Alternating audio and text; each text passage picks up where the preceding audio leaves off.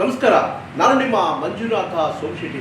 ಶಕ್ತಿ ಹಸ್ತ್ರ ನ್ಯೂಸಿನ ವಿಶೇಷ ಕಾರ್ಯಕ್ರಮವಾದ ಸಾಧನೆಯ ಹಾದಿಯಲ್ಲಿ ಕಾರ್ಯಕ್ರಮಕ್ಕೆ ಸ್ವಾಗತ. ಇವರು ಸಾಧನೆಯ ಬೆನ್ನೇರಿ ಹೊರಟವರು. ಮಹತ್ವ ಕ್ಷೇತ್ರಗಳಲ್ಲೊಂದಾದ ಕ್ರೀಡಾ ಕ್ಷೇತ್ರದಲ್ಲಿ ಸಾಧಿಸ ಹೊರಟವರು.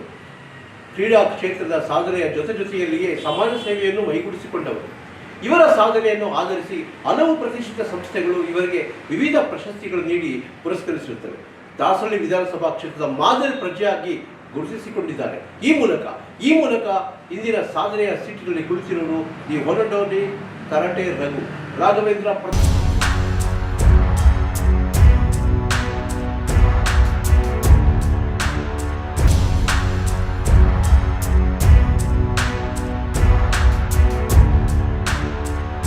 ಬನ್ನಿ ಅವ್ರನ್ನ ಕಾರ್ಯಕ್ರಮಕ್ಕೆ ವೆಲ್ಕಮ್ ಮಾಡೋಣ. ರಘು ಅವರೇ, ನಿಮಗೆ ಕಾರ್ಯಕ್ರಮಕ್ಕೆ ಸ್ವಾಗತ. ರಾಘವೇಂದ್ರ ಪ್ರತಾಪ್ ಸಿಂಗ್ ರಘು, ಕರಾಟೆ ರಘು ಎಂದರೆ ತಮ್ಮ ಪರಿಚಯ. ಪ್ರತಿಯೊಬ್ಬ ಸಾಧಕನ ಮುಂದೆ ಗುರಿ, ಹಿಂದೆ ಗುರು ಇದ್ದೇ ಇರ್ತಾರೆ. ಸೊ ಹಾಗಾಗಿ ನನ್ನ ಸಾಧನೆಯ ಹಿಂದೆ ಬಂದು ದಿವಂಗತರಾದ ನಮ್ಮ ಗುರುಗಳು ಶ್ರೀನಿವಾಸರವರು, ಅವರ ಪ್ರೇರಣಾ ಶಕ್ತಿಯಿಂದ ನಾನು ಈ ಮಟ್ಟಿಗೆ ಬೆಳೆದಿದ್ದೀನಿ.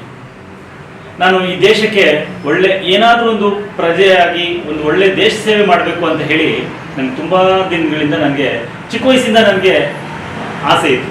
ಹಾಗಾಗಿ ನಾನು ಬಡ ಮಕ್ಕಳಲ್ಲಿ ನಾನು ಗೌರ್ಮೆಂಟ್ ಶಾಲೆ ಮಕ್ಕಳನ್ನೇ ನಾನು ತುಂಬವಾಗಿ ನಾನು ಆರಿಸ್ಕೊತಾ ಇದ್ದೀನಿ. ಯಾಕಂದರೆ ಅವರಲ್ಲಿ ತುಂಬ ಆಸೆಗಳಿರುತ್ತೆ. ಹಾಗಾಗಿ ಅವರ ಮನೆಗಳಿಂದ ತೊಂದರೆಯಿಂದ ಅವ್ರಿಗೆ ನಾವು ಸಾಧನೆ ಮಾಡಲಿಕ್ಕೆ ಆಗಲ್ಲ. ಇತ್ತೀಚೆಗೆ ಸಂಸತ್ ಕ್ರೀಡಾ ಮಹೋತ್ಸವದಲ್ಲಿ ನಮ್ಮ ಮಕ್ಕಳು 35ರಿಂದ 40 ಪ್ರಶಸ್ತಿಗಳನ್ನ ಪಡ್ಕೊಂಡು ಬಂದಿದ್ದಾರೆ. ಇದನ್ನ ಸಂಸತ್ ಸಚಿವೆ ಶೋಭಾ ಕರಂದ್ಲಾಜೆ ಅವರಿಂದ ನಮ್ಮ ಮಕ್ಕಳು ಕೂಡ ಸನ್ಮಾನಿತರಾಗಿದ್ದಾರೆ. ಹಾಗೂ ನಮ್ಮ ಜನಪ್ರಿಯ ಶಾಸಕರಾದ ಮುನರಾಜಣ್ಣನವರು ನಮಗೆ ಬೆನ್ನೆಲುಬಾಗಿದ್ದು ಪ್ರತಿಯೊಂದು ಏನೇ ಒಂದು ಯಾವುದಲ್ಲೇ ಒಂದು ಪ್ರಶಸ್ತಿ ತಗೊಂಡ್ಬಂದ್ರು ಅವ್ರಿಗೆ ಬೆನ್ನು ತಟ್ಟಿ ಮುಂದೆ ಬರೋಕ್ಕೆ ಅವರು ಸಹಾಯಕರಾಗಿದ್ದಾರೆ. ಅವ್ರಿಗೂ ನಾನು ಈ ಸಂದರ್ಭದಲ್ಲಿ ನಮ್ಮ ಧನ್ಯವಾದಗಳನ್ನ ಹೇಳಕ್ಕೆ ಇಷ್ಟಪಡ್ತೀನಿ. ಅಂತಾರಾಷ್ಟ್ರೀಯ ಪಟುವಾಗಿ, ಅಂತಾರಾಷ್ಟ್ರೀಯ ತರಬೇತುದಾರಾಗಿ ಇವತ್ತಿನ ಯುವ ಪೀಳಿಗೆಗೆ, ಯುವ ಸಮುದಾಯಕ್ಕೆ, ಸಮಾಜಕ್ಕೆ ತಮ್ಮ ಸಂದೇಶ ಆದರೂ ಏನು? ನೋಡಿ, ನಾನು ಅಂತಾರಾಷ್ಟ್ರೀಯ ಕ್ರೀಡಾಪಟುವಾಗಿ ಹೇಳಲಿಕ್ಕೆ ಏನು ಇಷ್ಟಪಡ್ತೀನಿ ಅಂದರೆ, ಮೊದಲು 100 ವರ್ಷ ಆಯಿಸಿತ್ತು ಒಂದು ನಮ್ಮ ಜನಗಳಲ್ಲಿ. ಈಗ 30-40 ವರ್ಷಕ್ಕೆ ಹಾರ್ಟ್ ಅಟ್ಯಾಕ್ ಆಗಿರ್ಬೋದು, ಶುಗರು, BP ಹಾಗೆ ಅಂತಲೇ ಹೋಗ್ತಾ ಇದೆ. ಪೋಷಕರಲ್ಲಿ ನಾನು ಕಳಕಳೆ ಮನವಿ ಏನಂತೆ ನಾನು ಮಾಡ್ಕೊಳ್ಳೋದಂದ್ರೆ, ಈ ರೀತಿ ಮಕ್ಕಳನ್ನ ಆಚೆ ಬಿಡಿ, ಏನಾದರೂ ಒಂದು ದೈಹಿಕ ಶಿಕ್ಷಣ ಇರಬೇಕು, ಫಿಸಿಕಲ್ ಆ್ಯಕ್ಟಿವಿಟಿ. ಹಾಗೆ ಒಂದು ಇವಾಗ ಇದರಲ್ಲಿ ಒಂದು ಮೊಬೈಲು, TV ಅದರಲ್ಲೇ ಇರ್ತಾರೆ ಮಕ್ಕಳು. ಸೊ ಆಚೆ ಕಳಿಸ್ಬೇಕು, ಅವರು ಕಳಿಸಿ ದೈಹಿಕ ಶಿಕ್ಷಣ, ಒಂದು ಕ್ರಿಕೆಟ್ ಆಗಲಿ, ಫುಟ್ಬಾಲ್ ಆಗಲಿ, ಕರಾಟೆ ಅಂತ ನಾನು ಹೇಳ್ತಾ ಇಲ್ಲ, ಪ್ರತಿಯೊಂದು ಏನಾದರೂ ಒಂದು ಕ್ರೀಡೆಯಲ್ಲಿ ಅವರು ಇರಬೇಕು. ಆಗ ಅವ್ರೇನಾಗ್ತಾರೆ, ಒಂದು ದೇಶಕ್ಕೆ ಒಂದು ಮಾದರಿ ಆಗ್ತಾರೆ. ಒಂದು ಒಳ್ಳೆಯ ಅವರಲ್ಲಿ ಒಂದು ಇದಿರುತ್ತೆ, ದೈಹಿಕ ಶಿಕ್ಷಣ ಚೆನ್ನಾಗಿರ್ತಾರೆ, ಅವರಲ್ಲಿ ಆಯುಸ್ಸು ಬೆಳೀತಾರೆ, ಮೆಮೊರಿ ಪವರ್ ಇನ್ಕ್ರೀಸ್ ಆಗುತ್ತೆ, ಜನಗಳಲ್ಲಿ ಯಾವ ಥರ ಮಾತಾಡಬೇಕು ಅನ್ನೋದನ್ನು ಅವ್ರು ಕಲಿತಾರೆ. ಹೆಣ್ಮಕ್ಳಿಗೆ, ಮುಖ್ಯವಾಗಿ ಹೆಣ್ಮಕ್ಳಿಗೆ ಬೇಕು ಕರಾಟೆ. ಯಾಕಂದರೆ ಸೇಫ್ಟಿ ಇಲ್ಲ ಆಚೆಗಡೆ ಹೆಣ್ಮಕ್ಳು ಹೋಗ್ಬೇಕಾದ್ರೆ ಪ್ರತಿಯೊಬ್ಬರೂ ಭಯ ಪಡ್ತಾರೆ. ಹಾಗಾಗಿ ಕರಾಟೆ ಅನ್ನೋದು ಒಂದು ಕಲ್ತ್ಕೊಂಡ್ರೆ ಅವರು ಫಿಸಿಕಲಿ ಅವರು ಪ್ರೊಟೆಕ್ಟ್ ಮಾಡ್ಕೋಬೋದು. ಅವರಲ್ಲಿ ಇದರಲ್ಲೇ ಇದ್ರೆ ಕರಾಟೆ ಅನ್ನೋದು ಏನಾದರೂ ಒಂದು ಇದು ಮಾಡ್ಕೊಂಡು ಕಲ್ತ್ಕೊಂಡಿದ್ರೆ ಆಚೆ ಸುರಕ್ಷಿತವಾಗಿ ಹೋಗಿ ಮನೆಗೆ ಬರ್ತಾರೆ. ಆಗ ಮನೆಯವ್ರೂ ಅವರು ಒಂದು ಧೈರ್ಯ ಇರ್ತದೆ ಅವರಲ್ಲಿ.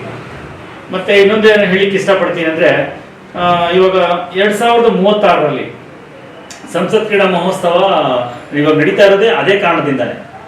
2036ರಲ್ಲಿ ನಮ್ಮ ಇಂಡಿಯಾದಲ್ಲಿ ನಮ್ಮ ಸನ್ಮಾನ್ಯ ನರೇಂದ್ರ ಮೋದಿ ಅವರು ಮಾಡಬೇಕು ಅಂತ ಇದ್ದಾರೆ. ಅದಕ್ಕೇನೆ ಸಂಸತ್ ಕ್ರೀಡಾ ಮಹೋತ್ಸವ ಅಂತ ನಡೆಸ್ತಾ ಇರೋದು ವರ್ಷ. ಈ ವರ್ಷದಿಂದ ಶುರು ಮಾಡಿದ್ದಾರೆ. ನಮ್ಮ ಕೇಂದ್ರ ಸಚಿವೆ ಆದ ಶೋಭಾ ಕರಂದ್ಲಾಜೆ ಅವರು ನಡೆಸ್ತಾ ಇದ್ದಾರೆ.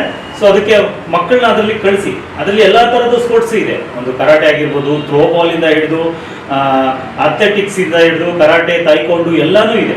ಸೊ ಮಕ್ಕಳು ಅವ್ರವ್ರ ಇದರಲ್ಲಿ ನೀವು ಅವ್ರಿಗೆ ಏನು ಇಂಟ್ರೆಸ್ಟ್ ಪಡ್ತಾರೋ ಅದರಲ್ಲಿ ಕಳಿಸಿ.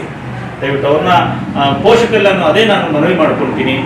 ಅವರಲ್ಲಿ ಅದನ್ನ ಕಳಿಸಿ, ಅದನ್ನ ಇದು ಮಾಡಿಸಿ, ಏನಾದರೂ ಒಂದು ಕಲೀಲಿ ಮಕ್ಕಳು.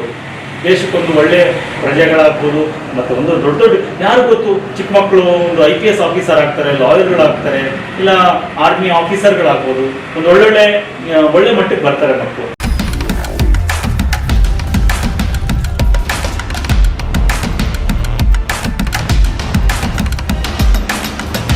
ಶಕ್ತಿ ಅಸ್ತ್ರ ನ್ಯೂಸ್ ಕನ್ನಡ, ಆಫ್ ಕೋರ್ಸ್ ಇದು ಕನ್ನಡಿಗರ ನಾಡಿಮಿಡಿತ.